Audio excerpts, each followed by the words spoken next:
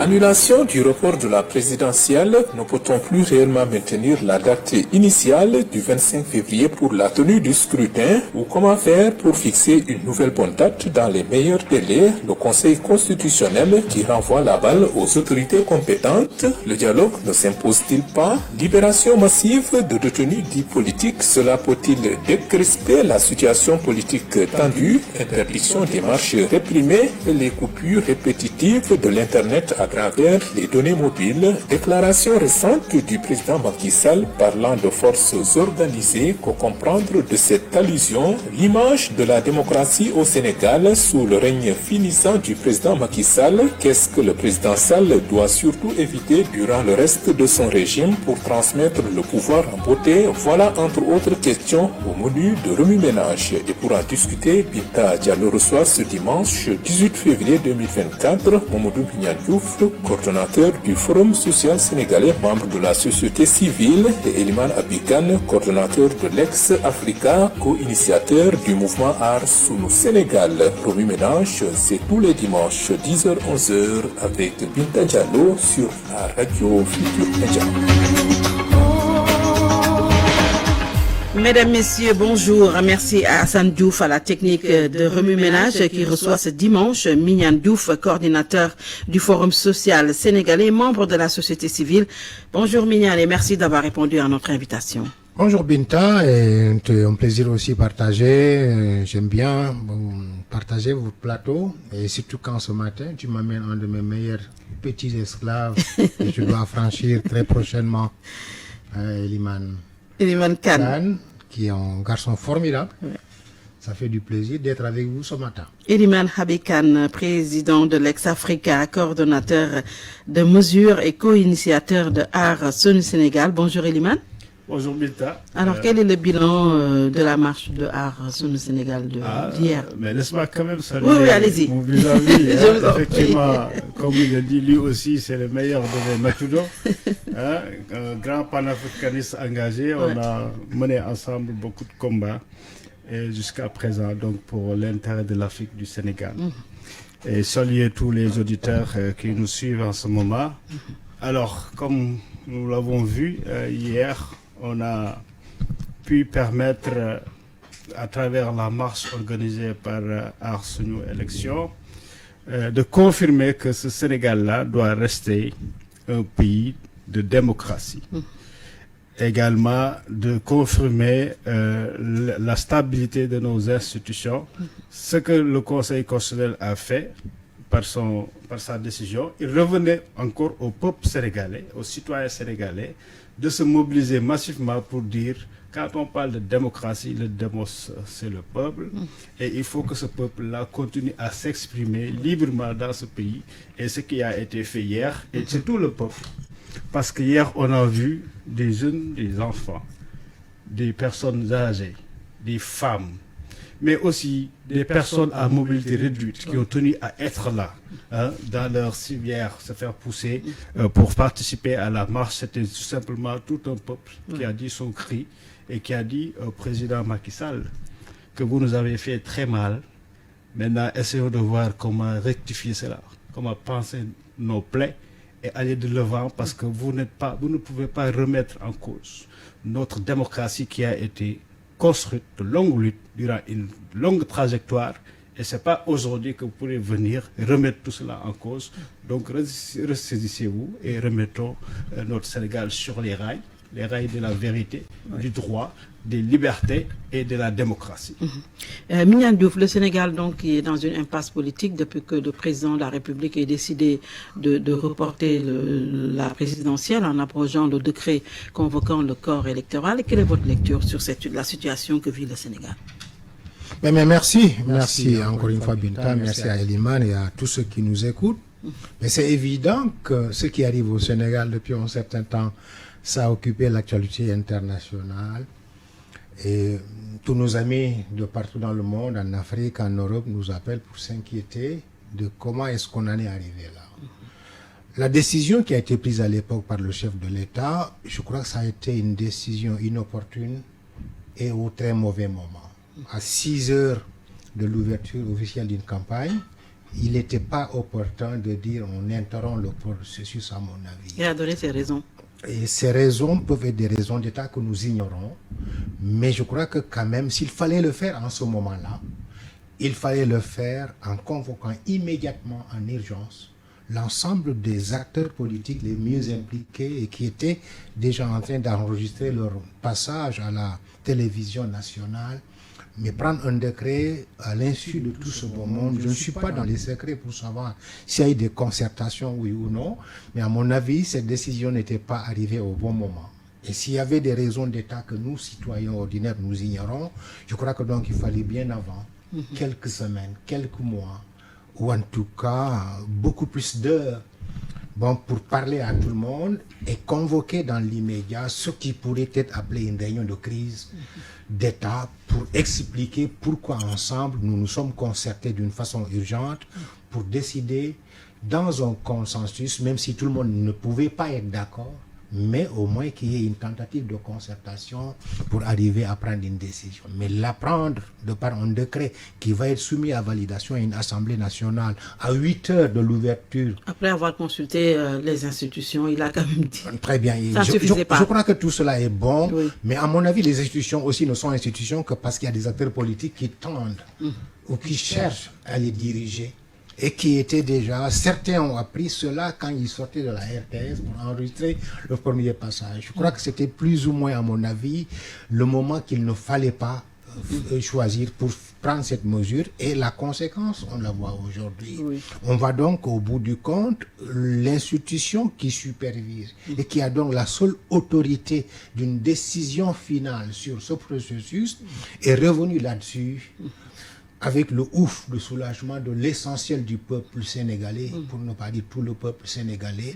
Par conséquent, si on avait commencé par cela, on pourrait faire une économie de temps, une économie de parole et d'énergie, et éventuellement donc en arriver à ce que le Sénégal continue à garder la stabilité qu'on lui connaisse, la concertation qu'on lui connaissait depuis des années.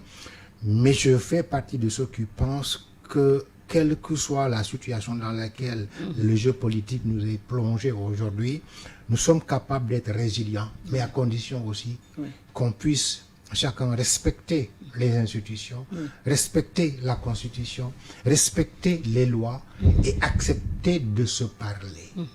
Se parler sans s'invectiver et qu'on arrête de nous parler en tant qu'autorité politique, de nous parler par voie d'intermédiaire à travers des canaux qui ne sont pas les meilleurs pour se parler en tant qu'hommes et femmes qui veulent diriger un pays. Absolument. Nous reviendrons sur le dialogue qui a été lancé, mais aujourd'hui, Elimane, le président, a fait savoir pour étayer sa décision qu'il a voulu faire éviter au Sénégal un conflit institutionnel. Il a quand même avancé l'affaire des magistrats du Conseil constitutionnel qui ont été quand même accusés de corruption présumée par le PDS. Également, il y a eu Rose Wardini, un candidat qui a fait un parjure.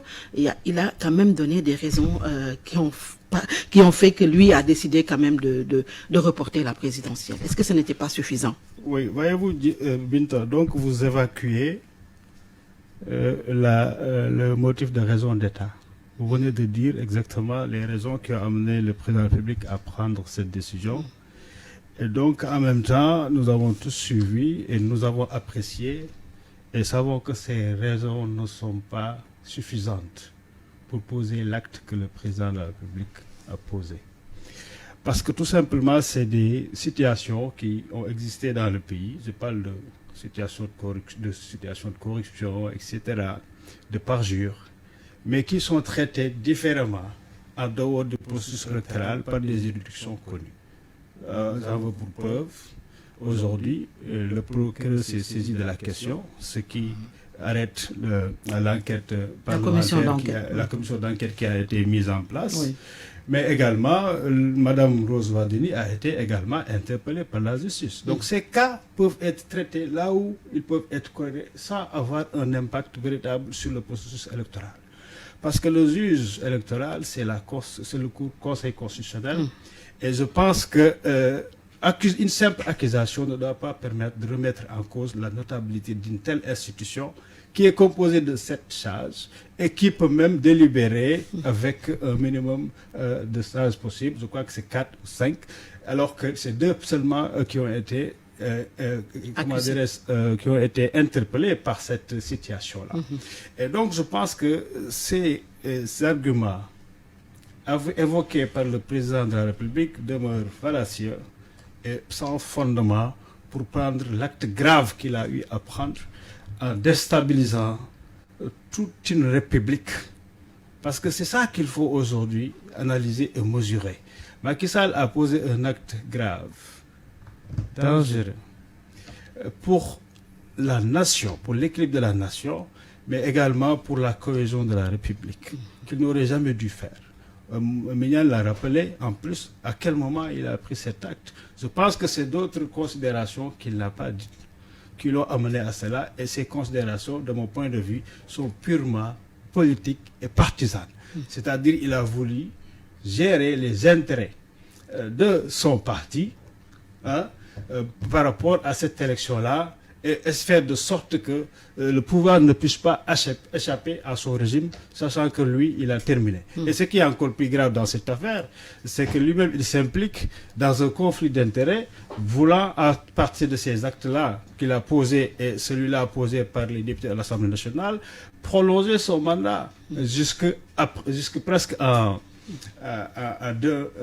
2025, parce que si l'élection devait se tenir le 15 décembre, donc la passation de service certainement se passerait en 2025. Ce qui est inadmissible, et heureusement que nous avons eu un conseil constitutionnel qui a confirmé effectivement que l'état de droit, dont un des principes est la séparation des pouvoirs, est encore possible et maintenu dans ce pays. Parce qu'il faut le dire, les citoyens commençaient à quand même avoir des doutes par rapport à la justice qui a maintes fois été instrumentalisée sur des questions politiques. Et comme on l'a dit, quand la politique entre dans la justice, le problème arrive. Et donc je pense que c'est comme ça qu'il faut magnifier justement la décision qui a été prise par le Conseil constitutionnel et aussi sa fermeté, surtout ce qui renvoie aux considérants 14 et 20, sur en fait la nécessité de nous tirer d'affaire rapidement. Parce que M. Macky Sall nous a plongé dans une impasse extraordinaire. Mais c'est incroyable ce qu'il a fait. Moi, je l'ai dit et je le répète. Je crois que sur cette situation-là, même M. Macky Sall aurait dû être interpellé sur haute trahison à la nation. Et effectivement, parce que cet acte est très grave, il a trahi le peuple sénégalais en essayant de confisquer la souveraineté populaire qui lui appartient. Donc cette impasse dans laquelle nous sommes aujourd'hui, nous devons tous réfléchir, utiliser un peu notre rationalité pour pouvoir nous tirer d'affaire. Parce qu'il y a un grand mur qui est devant nous, qui est un mur que personne ne peut déplacer, c'est le 2 avril. Nous allons revenir bien entendu sur ça. Voilà. Mais le Conseil constitutionnel Mignane a quand même apogé cette loi portant report de la présidentielle, mais sur un goût d'inachevé, parce que les 7 sages quand même ont juste demandé aux autorités compétentes d'organiser la présidentielle dans les plus brefs délais. Nous sommes quand même restés sur notre faim, la plupart des acteurs. Oui, je comprends bien ce que vous dites, mais à mon avis, le Conseil a fait le travail qui lui revenait. C'est-à-dire la loi n'a pas été dite, la Constitution n'a pas été respectée. Je signale qu'il faut interrompre ces décisions qui ont fait qu'on n'ait pas respecté la Constitution dans son fondement. Mais l'organisation technique et logistique et matérielle d'une élection, ce n'est pas le rôle du Conseil constitutionnel. Il renvoie la balle à l'administration, au pouvoir exécutif et au président qui est encore là en exercice pour lui dire organisez-vous techniquement, administrativement pour que dans les délais qui sont prescrits, qu'on ne dépasse pas. Le 2 avril. Voilà, que les choses soient organisées. Je crois que donc ça ouvre une brèche au pouvoir exécutif, au chef de l'État en particulier qui avait pris un décret qui a été finalement remis en cause. Dans une telle posture, moi, si j'avais un pouvoir de décision ou de conseil, c'est de dire, à partir de ce moment, voyons administrativement à l'interne qu'est-ce que la loi nous permet de faire pour rester dans les délais prescrits, pour ne pas être hors jeu. Et dans ça aussi, je crois qu'il faut prendre la mesure de se parler, de se concerter. Cette concertation, comment on l'appellera, je ne sais pas. Mais est-ce que ça va être fait ou non? On ne peut pas, à mon avis, aujourd'hui, décider d'une date électorale sans se parler quand même un peu. Même s'il est vrai que la décision finale revient au président qui va convoquer le corps électoral par décret. Notre décret qui va être pris. Mais il faut le faire, à mon avis, compte tenu de cette turbulence qu'on a traversée et des incertitudes qui ont jalonné le processus jusqu'au moment où on interrompait les choses. Il faut le faire en se parlant. Et je me demande pourquoi les hommes politiques, les acteurs politiques n'aiment pas souvent se parler ou aiment se parler dans la cachette. Pourquoi? Si on est là pour travailler chacun pour la transparence, la clarté et le développement du pays et des populations qui vont les élire, parlons-nous et disons à ces populations, après avoir pris note de ce que le Conseil a recommandé et a remis en cause, nous nous sommes parlé et ensemble nous avons décidé que dans ces délais prescrits, nous allons tenir les élections et que chacun s'en prenne à partir de ce moment. Je crois que si cela est fait, on évitera encore que les conflits se poursuivent, que les coups bas ou supposés coups bas, que les complots ou supposés complots continuent encore à rayonner dans la conscience des uns et des autres qui vont faire de sorte qu'on ne va pas croire à ce que l'autre l'a dit, qu'on ne se sentira pas donc concerné par ce qui va être fait. Et pour éviter tout cela, à mon avis, il est bon de respecter la décision du Conseil 1. Il est bon de rester dans les délais prescrits qui nous permettent de ne pas déraper dans le temps de mandat. Mais ça, à mon avis, personne ne peut l'imposer aux autres sans leur parler. Oui, soit-il un chef d'État. Oui. En tout cas, le président a dit accepter cette décision du Conseil constitutionnel qui lui demande d'organiser la présidentielle dans les meilleurs délais, c'est-à-dire avant le 2 avril. Mais le président ne s'est pas encore prononcé. Pour le moment, il est en train de convoquer un dialogue. Oui, je pense que le Conseil constitutionnel, ce qu'il a dit est clair. C'est vrai que certains sont même allés jusqu'à penser, mais pourquoi le Conseil n'est pas allé jusqu'au bout pour fixer lui-même la date de l'élection? Ça aurait été quelque chose qui arrange tout le monde, mais je crois que le Conseil, c'est vrai, cette situation est une situation inédite, non prévue dans la Constitution. Parce que le Conseil pouvait fixer une date dans des cas précis, c'est un cas de décès ou de constatation de vacances. Voilà, c'est ça. Ce qui n'est pas encore le cas. Et le Conseil a donc voulu respecter la séparation des pouvoirs aussi, parce que dans le code électoral, il est dit, je crois que c'est l'article 69, si je ne m'abuse, que 63 exactement, qui dit que c'est donc la date discutée est fixée par décret. Donc, le Conseil renvoie la balle au président de la République, mais pas seulement à lui. Le Conseil a dit aux autorités compétentes. Parce que les autorités compétentes qui doivent organiser l'élection, c'est d'abord le président qui doit fixer la date.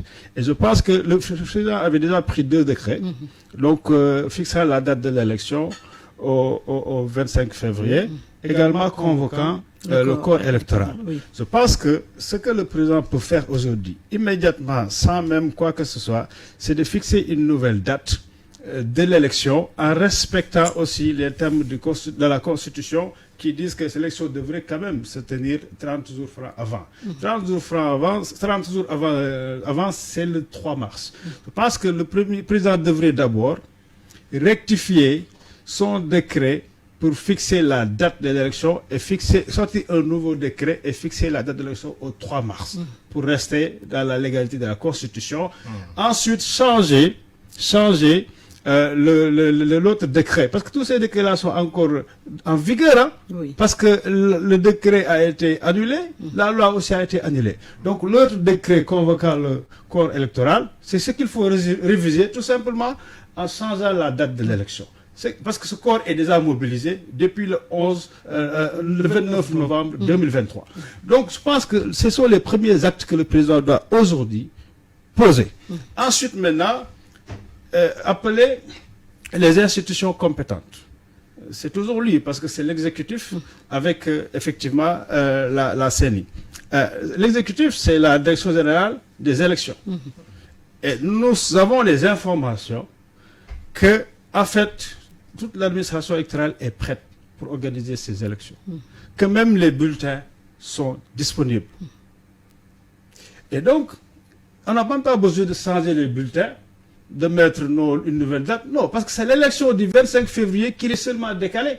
C'est comme la Coupe d'Afrique des Nations. On vous disait Coupe d'Afrique Cannes 2023. Mes enfants me disaient, mais papa, pourquoi ils mettent Coupe d'Afrique 2023 alors qu'on est en 2024? C'est parce que la Coupe d'Afrique a été reportée, mais c'est toujours la Coupe d'Afrique 2023.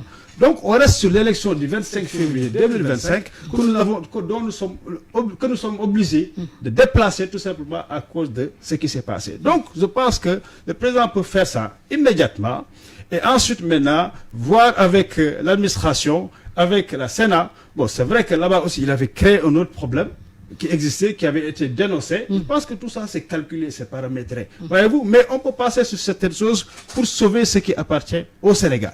Donc, avec la Sénat qui doit aussi pleinement assumer son rôle dans le processus électoral et qui a des pouvoirs quand même à ce niveau-là. Et ceux qui sont directement intéressés, c'est qui? Ce sont les candidats. Oui. Et donc, je pense que c'est à ce niveau que ça se fait. Le reste, là, c'est du folklore. J'ai vu rencontrer... On n'a pas besoin de dialoguer d'abord, de prendre tout ça au sein d'un dialogue, dans si un on reste consensus. sur la décision du Conseil constitutionnel, qui est le juge électoral, l'organe juridique suprême, il n'y a pas à perdre du temps. Il faut tout simplement continuer le processus qui a été illégalement entamé par un acte grave posé par le président de la République. Il faut qu'il s'amende. On lui demande d'être quand même humble aujourd'hui, de regarder les Sénégalais, qui sont beaucoup plus élégants que lui, monsieur le président de la République, de taire les ambitions et autres personnels pour penser au Sénégal, à la nation sénégalaise, à l'histoire de ce pays, dont héritera nos enfants. Il s'agit de cela aujourd'hui. Donc c'est lui qui fixe par décret la date de l'élection, qu'il le fasse, qu'il discute avec les autorités et les autres autorités compétentes dans le processus électoral qui sont connues, parce que ça c'est constitutionnel et légal. C'est la Constitution et la loi électorale qui dit qui sont les autorités et quelles compétences est-ce qu'elles ont. Et donc je pense qu'il s'agit de ça. Le reste, c'est essayer de bluffer les Sénégalais, de les maintenir dans une situation, ou bien de gérer encore, de continuer à gérer encore des intérêts partisans de certains qui souhaiteraient se retrouver dans ce processus électoral qui est déjà entamé. Les problèmes que nous avons, nous les connaissons tous, nous les avons analysés, nous les avons pointés du doigt, mais ce n'est pas le moment de les poser sur la table, on va les régler après. Mais il faut aujourd'hui, l'urgence, c'est de tenir à date cette élection présidentielle, parce que si on continue à tergiverser, à faire la politique d'autrice, nous allons encore tous cogner le mur. Et je l'ai dit, le mur, c'est le 2 avril, et attention au pot de départ que lui préparera le peuple à ce moment-là. Le dialogue n'est pas important pour le moment, comme dit Eliman. Est-ce que vous êtes d'accord? Est-ce qu'on doit passer directement aux choses sérieuses? Que le dialogue n'est pas important pour le moment? Oui et non. Oui. Dialoguer, à mon avis, c'est un courage d'hommes et d'acteurs qui le font en toutes circonstances et en tout lieu. Ce que je dis, je suis d'accord qu'il faut aller aux élections. Mais pour aller aux élections, il faut fixer une nouvelle date. Au moment où nous parlons, fixer une nouvelle date revient au chef de l'État. Eliman l'a rappelé, qu'il le fera par décret pour convoquer. Oui. Le scénario qu'il montre aussi est possible. Les bulletins peuvent rester les bulletins datés du 25 février, mais utilisés 3 semaines après, comme il le dit avec l'image de la Coupe d'Afrique, oui. Et ainsi de suite. Mais quand ton combat de lutte est reporté,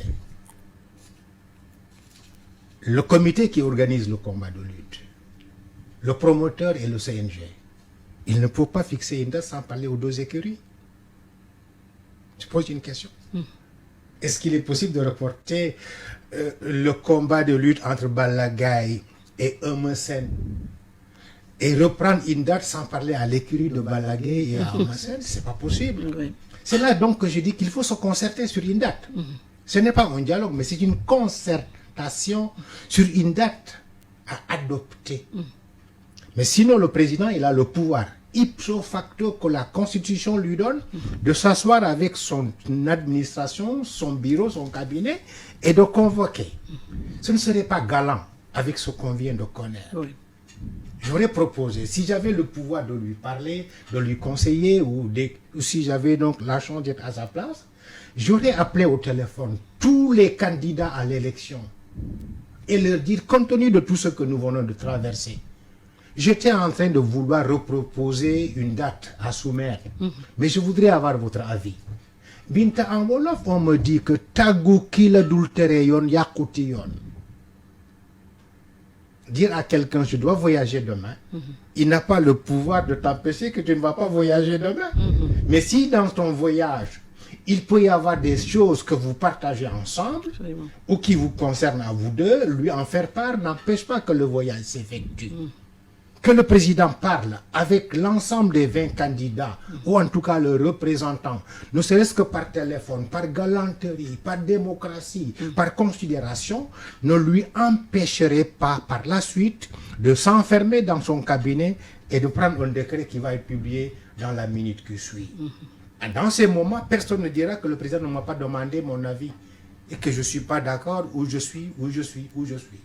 Mais si tout cela donc se fait dans le respect des délais des 30 jours fermes, je crois que personne ne pourra dire par la suite que je ne suis pas d'accord, je ne vais pas aux élections, ou on l'a fait pour me liquider, ou on l'a fait pour privilégier Massamba et Madema. Mais sauf que beaucoup on dit, ou presque on dit, qu'ils ne vont pas participer parce qu'on a comme l'impression que quand on convoque un dialogue, c'est juste pour régler des cas bien précis. Je ne suis pas encore dans le dialogue. Oui. Je suis encore dans les conditions où on veut respecter que l'élection se tienne dans les délais prescrits. Oui. Et cela est assujetti à une prise de décision par un décret. Le président, je répète, a le pouvoir de s'enfermer dans son bureau aujourd'hui, dimanche, ou demain, lundi, et de signer un décret.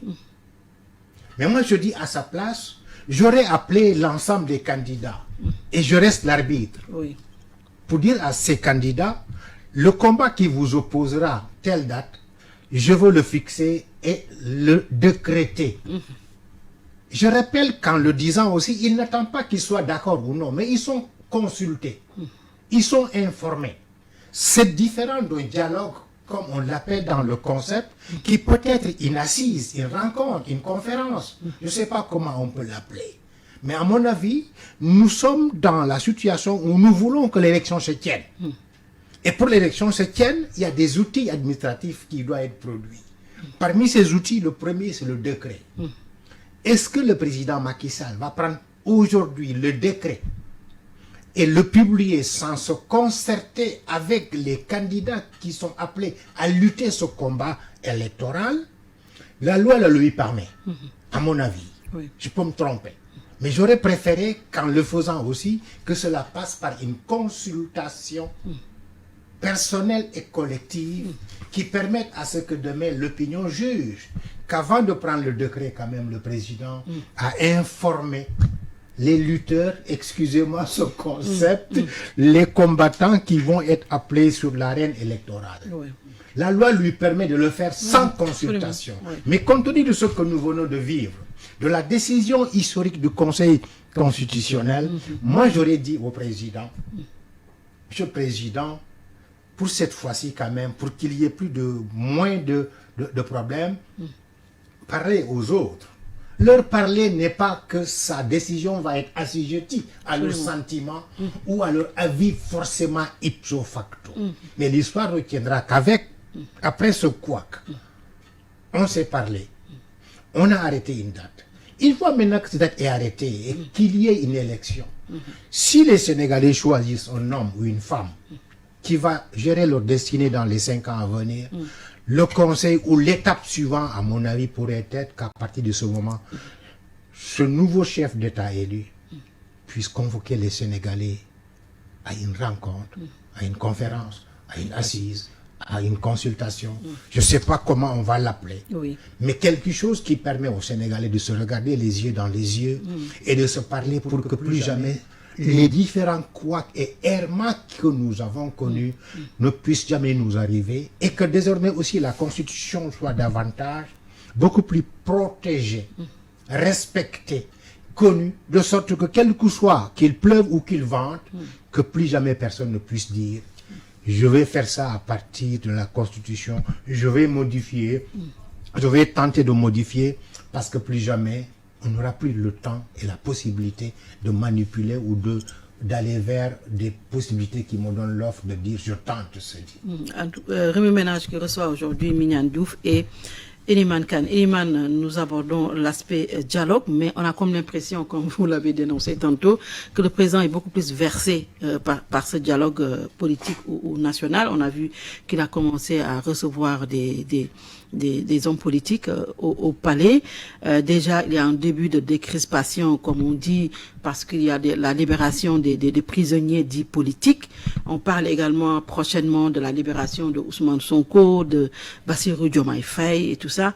On a commencé déjà à parler d'un deal politique, le deal de la prison de Cap-Manuel.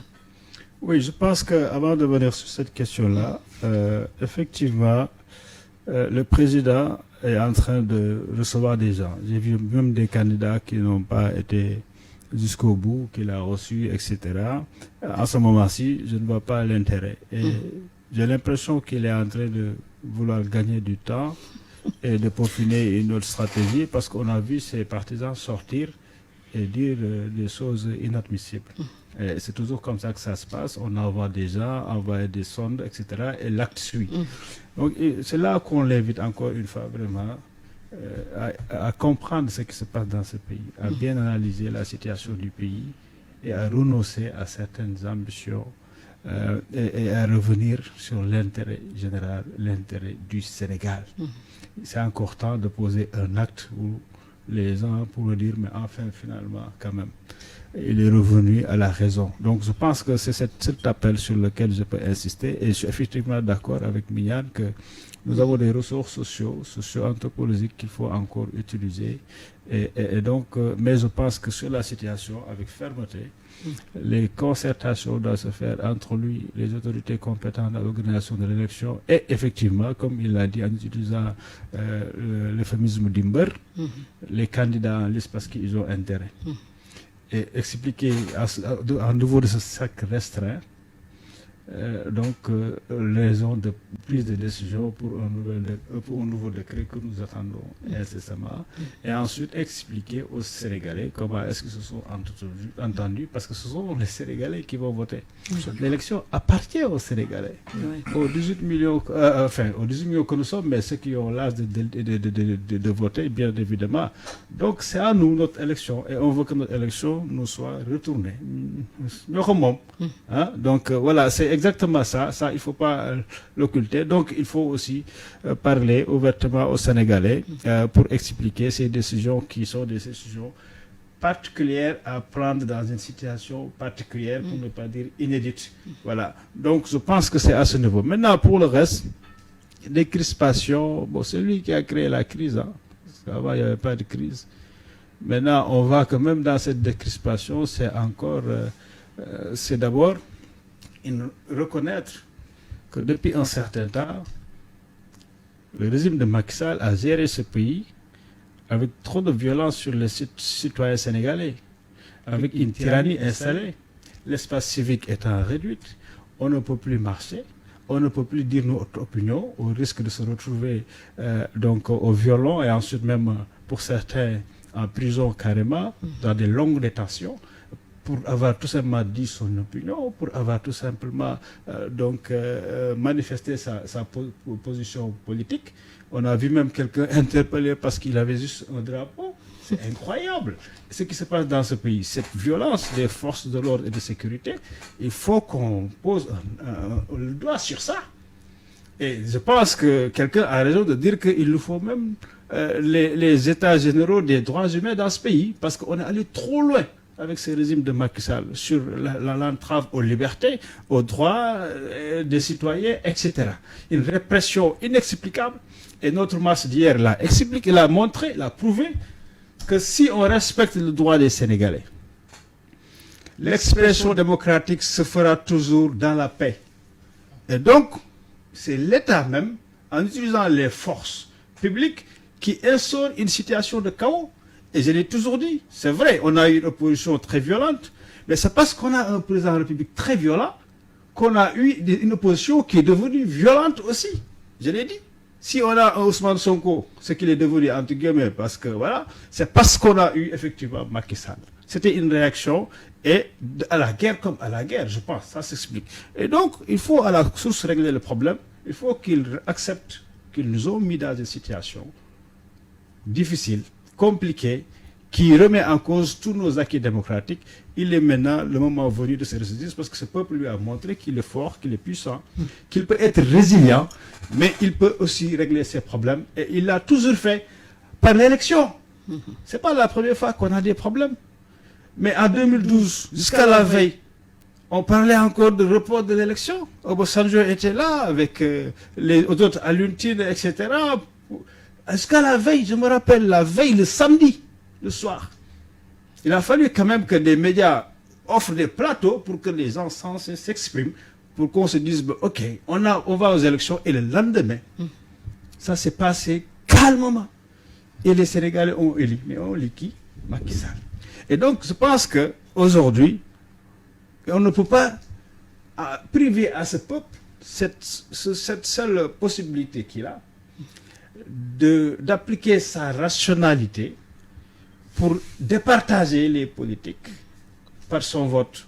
C'est ça l'enjeu de maintenir l'élection, parce que le peuple, lui, il est très grand. Il peut régler son problème. Donc, je pense que les autres, là, ce qu'ils sont en train de faire, décrispation, tout ça, c'est une stratégie caduque qu'il faut arrêter.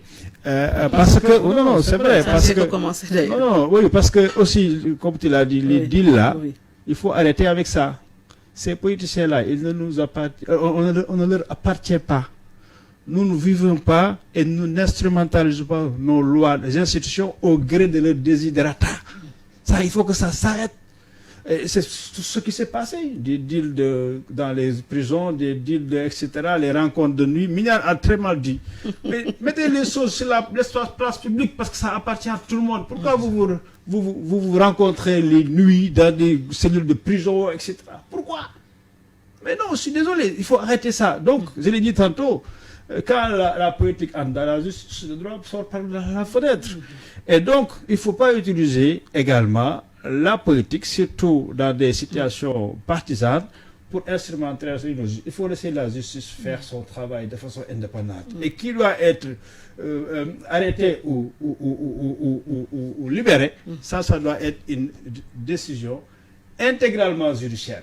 Et cela veut dire quoi? Cela veut dire que pour ce qui est en train de faire, il ne faut pas mettre l'argument de décrispation. Il faut rester sur l'argument du droit, du respect de la loi dans ce pays.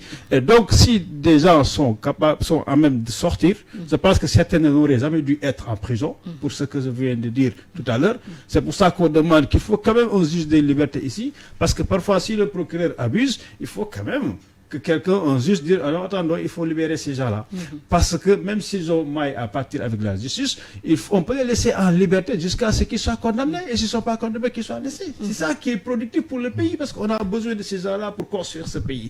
Et donc, il ne faut pas aujourd'hui venir, après avoir fait ces erreurs-là, pour encore instrumentaliser la justice sur des affaires à des faits politiques, ça aussi c'est inacceptable. Et justement, Mignan, on a comme l'impression que le peuple est toujours entre l'étau et l'enclume de ces politiciens. On nous parle souvent de deal, cette fois aussi également. La dernière en date, c'est le deal du Cap Manuel. On dit que Ousmane Sonko va être libéré, Bassirou Diomaye Faye qui est candidat également. On a déjà commencé à libérer aussi des détenus politiques. C'est un flou total. Alors que tout le monde attend la date de la présidentielle, mais on ne comprend plus rien. On a comme l'impression maintenant que c'est le dialogue politique, la libération des détenus et les deals qui font priorité.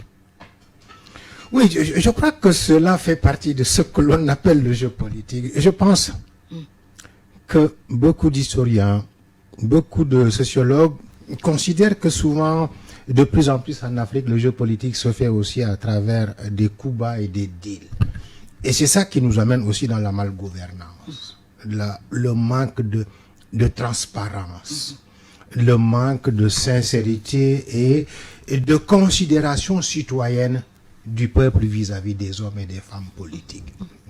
Je disais tout à l'heure que si on est là pour faire ce que le peuple veut, pourquoi ne pas le faire au vu et au su de l'opinion publique qui doit savoir que ceux qui tentent à me gouverner, à gérer mes intérêts et mes services sociaux, chacun fait de sorte que je sois déjà au courant de comment ça va être fait. Parce que tout ce que l'on fait pour moi et à mon insu, on le fait contre moi. Absolument.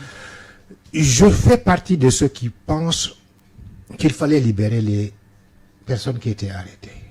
Et je fais partie aussi de personnes qui pourtant ont fait des moments de concertation, de médiation tout à fait secrètes pour que ceux qui sont arrêtés soient libérés. Et je continue à penser que, y compris les leaders politiques que vous venez de citer,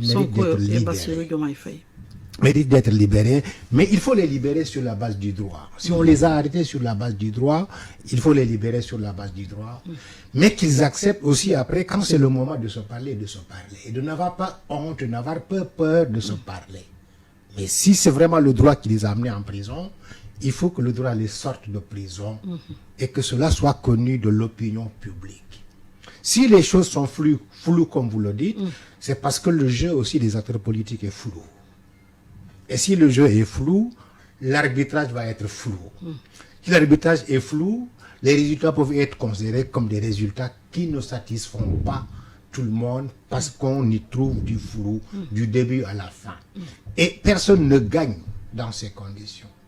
Si même on élisait le meilleur des présidents parmi les 20 qui sont élus et qu'il continue à fonctionner sur la base d'un flou, le Sénégal n'y gagne pas, lui n'y gagne pas parce qu'il ne pourra pas gouverner dans la confiance, dans la stabilité, dans le respect des institutions et de l'opinion publique.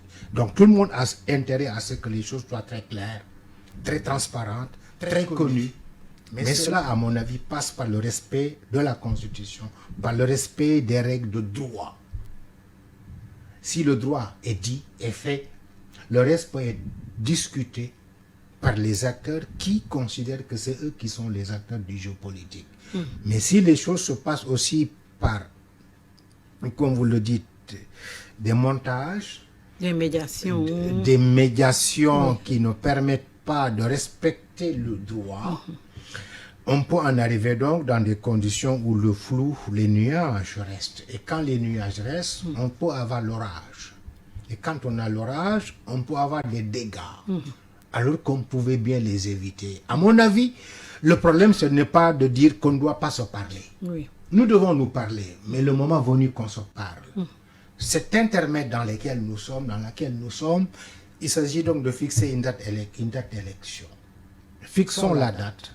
Je répète, dans une concertation respectueuse de ceux qui veulent compétir pour être celui ou celle qui va avoir le drapeau du Sénégal et de porter la Constitution. Si cela est fait maintenant, à mon avis, le reste peut être réglé par la suite. Mais l'urgence, c'est de dire, nous ne pouvons pas aller au-delà du 2 avril. Il nous reste combien de jours que le président prenne la décision de fixer donc cette date-là. Mais encore une fois, à mon avis, en informer, en se concertant, pour éviter aussi qu'on parle de deal de prison ou de deal ici et là. Ça devrait se faire dans la transparence, dans la légalité et au vu et au su de tout le monde. Mais tout le monde sait que ça ne se fait pas dans la transparence. On peut avancer beaucoup plus calmement et beaucoup plus judicieusement. Mais sinon, on peut avancer très vite, mais on n'ira pas très loin. Oui, mais vous l'avez dit que les règles du droit soient établies, mais tout le monde sait que dans cette affaire-là, ce n'est pas le cas. C'est-à-dire? Oui, que les gens sont en train d'être libérés, que Ousmane Sonko va être libéré prochainement, on l'a dit, tout comme Bassirou Diomaye Faye. Ce n'est pas... où est le droit dans tout ça? Enfin, j'espère, hein, je ne suis pas sûr, mais j'espère que tout ceci s'est fait dans le respect des procédures judiciaires. C'est-à-dire que ces gens-là ont des avocats qui peuvent demander soit liberté provisoire ou autre, et donc le juge peut accéder à cela. Et je pense que ça ne peut pas ne pas se faire sans le respect quand même des règles de droit. Parce que la plupart peut-être de ces personnes, je pense, n'ont pas encore été jugées. Donc ils peuvent bénéficier de liberté provisoire le temps que leur cas soit réglé. Et donc, si c'est ce cas-là, je crois qu'il n'y a aucun problème. Et comme je l'ai dit tantôt, je préfère que les gens, même s'ils ont commis des délits, soient en liberté jusqu'à être jugés que d'être donc retenus en prison. Alors aujourd'hui, l'affaire, je vais revenir sur l'affaire des juges du Conseil constitutionnel qui ont été accusés de corruption. Malgré tout, il faut que cette affaire soit quand même tirée au clair. Mais c'est en train d'être le cas, comme le procureur s'est saisi de la question. Donc on attend que justice soit faite. Vous pensez que justice sera faite? Combien de dossiers ont été mis en instruction et qui n'ont jamais eu de résultats? C'est un problème. C'est un problème d'efficacité judiciaire que nous avons, même de sécurité judiciaire que nous avons dans ce pays. Il y a eu des cas qui jusqu'à présent sont rocambolesques. On a vu le dernier des cas d'ailleurs, le plus choquant, c'est suite au rapport de l'IGE sur la Covid. Comment nos biens ont été délapidés au moment où le peuple vivait des moments atroces. Mais il y a des familles qui ont vécu des drames dans ce pays. Et ces drames-là sont toujours là. C'est-à-dire que le ressenti populaire par rapport aux drames que nous avons vus est toujours présent. Les gens en ont jusque-là. Et je pense que ça aussi, ça fait partie d'un élément qu'il faut verser dans l'analyse de la situation pour prendre les bonnes décisions et ne pas empirer les choses. Et c'est à ce moment-là qu'il y a eu ces manœuvres de malversation, de cette kleptomanie. C'est exactement ça. Des gens qui se sont enrichis, qui sont devenus milliardaires avec les fonds Covid. Et aujourd'hui, personne n'est intimidé. Ça, c'est extraordinaire. Ça arrive qu'au Sénégal. C'est incroyable. Quand le président dit que si nous, politiques, on ne s'entend pas, des forces organisées vont prendre le pouvoir, beaucoup disent que le président veut parler entre guillemets de l'armée, d'autres de forces quand même salafistes ou autres. Qu'est-ce que vous en pensez de ces déclarations du président? Je ne voudrais pas penser de mal du peuple sénégalais et arriver à ce que des forces, soient-ils armées ou militaires, arrivent à déstructurer le jeu politique de démocratie. Je ne voudrais pas souhaiter ça pour le Sénégal. Et je fais partie donc de ceux qui pensent que si jusqu'ici, depuis 1960, le Sénégal a échappé à des coups d'État formel, c'est parce que donc nous avons tout le temps eu des ressorts qui nous permettent d'aller vers la résilience. Mais le président, là aussi, à mon avis, même s'il le pensait dans sa conscience de chef d'État, c'était pas des choses que moi j'allais dire, que je conseillerais à un chef d'État de dire. Parce qu'il y a tout le temps des raisons d'État qui ne sont jamais dites. Mais sans doute tout cela fait partie donc de la turbulence que nous avons traversée.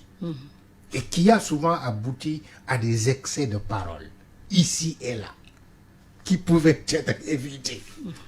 Cela donc montre encore une fois qu'il faut que nous dallions. Il faut de la retenue politique, de la retenue administrative, exécutive, mais aussi de la retenue d'opposition. Si tout le monde se rappelle que tout ce que je fais et je dis, je ne le fais pas pour moi, mais je le fais pour l'intérêt général du Sénégal et de l'Afrique. Cette retenue peut prévaloir, la retenue dans la parole, dans les actes, dans le ressenti, pour éviter donc d'ouvrir des brèches. Le Sénégal est encerclé par des foyers, des feux de tension. Le Sénégal est encerclé par des situations d'instabilité et d'État aussi qui sont arrivés à 2-3 coups d'État répétitifs. Est-ce que, en disant tout cela, est-ce qu'en se comportant de cette façon, nous ne sommes pas en train aussi de faciliter des choses à ceux qui pourraient être appelés ce que l'on appelle, ce que le président appelle des forces organisées. Des forces organisées existent partout dans le monde. Nous sommes dans un contexte de mondialisation néolibérale qui fait que les multinationales, les sociétés, les réseaux mafieux de toutes sortes sont tout le temps aux aguets quand il s'agit d'observer la gouvernance, le contrôle des biens et des richesses des peuples. Et toute opportunité qui leur est offerte leur permettent de s'asseoir, de s'intégrer et de rentrer pour maintenant troubler le jeu davantage. Pourquoi le président a cherché à faire peur aux acteurs et même aux Sénégalais? Oui, moi je pense que pour moi personnellement, c'est toujours pour des raisons très personnelles et d'enjeux de pouvoir si on analyse la situation dans laquelle nous sommes et qu'ils ont vu qu'ils sont en train de perdre le pouvoir, madame Tcharadji mu yang mu leen na rëcc foog ma xëpp ci suuf jaxase carte yi man ce soit présent, c'est ça que je pense qu'il est en train de se passer et c'est pour ça que son acte est très grave. Merci beaucoup. Eliman Kane, qui est le coordonnateur du président, le président de l'Ex-Africa, coordonnateur de Mesure Éco-Initiative. Mais comment se porte Mesure? On l'entend plus. Mesure est là. Mesure est aussi fait partie à l'initiative de Aar Suñu élection. Ah, d'accord. On n'a pas voulu aller seul, mais